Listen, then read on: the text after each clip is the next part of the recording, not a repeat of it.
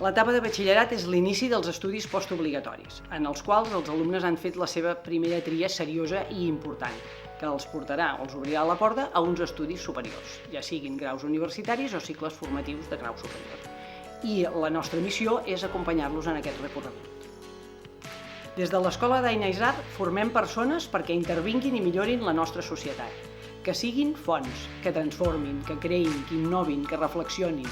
Per aconseguir tot això, basem aquesta etapa en l'acompanyament. Des de l'escola els acompanyem al claustre de professors, els tutors i els mentors. I com ho fem, això? Doncs ho fem a través del projecte Orienta't. Un projecte dividit en dues parts, una de desenvolupament personal, amb sessions d'autoconeixement, i una altra d'orientació acadèmica. Amb aquesta contem amb la col·laboració d'antics alumnes que venen i expliquen la seva experiència estudiant, i l'altra amb referents de les diferents universitats de Catalunya. L'acció tutorial al batxillerat a l'escola té dues estratègies diferenciades i complementàries. A primer de batxillerat, els tutors i tutores centren la seva acció tutorial en l'assoliment de tres objectius. Afavorir una adaptació al batxillerat el més aviat possible, fomentar l'autonomia personal i la cultura de l'esforç per lluitar pels resultats acadèmics i tercer, vetllar pel benestar personal i social de l'alumnat en tot aquest procés. En canvi, a segon de batxillerat, l'acció tutorial és ajudar als alumnes a projectar-se personal i acadèmicament cap al futur. És un viatge ple d'incerteses, de neguits, de dubtes, però també d'alegries, de decisions, on els mentors i les mentores caminen al costat dels alumnes. Quan els alumnes acaben el segon de batxillerat, per l'escola no és un final. Es tracta d'un principi, d'una nova relació amb ells i amb elles al llarg del temps. Aquesta etapa del batxillerat demana molt de compromís, molta responsabilitat, sobretot en l'estudi diari, una constància i un esforç, perquè els donarà una oportunitat, perquè aquesta etapa és un final, però és un inici cap al futur.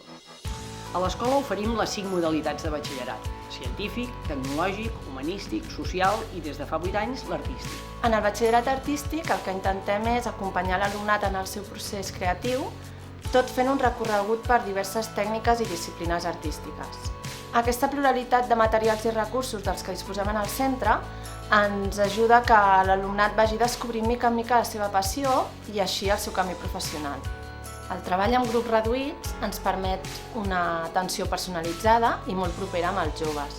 Un dels exemples és l'exposició de final de curs, oberta a tothom, on els alumnes tenen l'oportunitat de posar en pràctica tots els aprenentatges i a més tenir un contacte directe amb el món professional.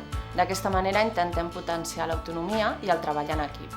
Per poder desenvolupar aquestes modalitats al màxim tenim els espais adients, laboratoris, biologia, física, matemàtiques, el taller de tecnologia i les aules especialitzades. Els espais de l'escola estan adaptats per ser espais vius i amb constant evolució, pendents també no només de les eines que vagin sorgint, sinó també de la tecnologia actual de cada moment. Volem que l'alumnat tingui a la seva disposició els recursos necessaris per poder dissenyar i desenvolupar qualsevol projecte que pugui imaginar. Que siguin crítics, proactius i que es facin preguntes. Que tinguin un lloc on puguin tirar endavant les seves idees. I en aquests espais és on es potencia encara més la innovació i la creativitat.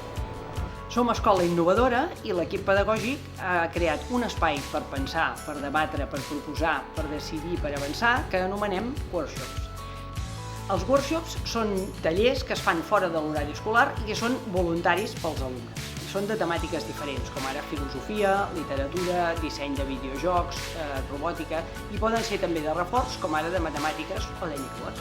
I donen la possibilitat de participar en projectes internacionals amb altres escoles i fer sortides a l'estranger, obrint l'escola al món. Així doncs, el batxillerat és el final de l'etapa acadèmica a l'escola, però també és l'inici de tot allò pel que els hem estat preparant fins ara.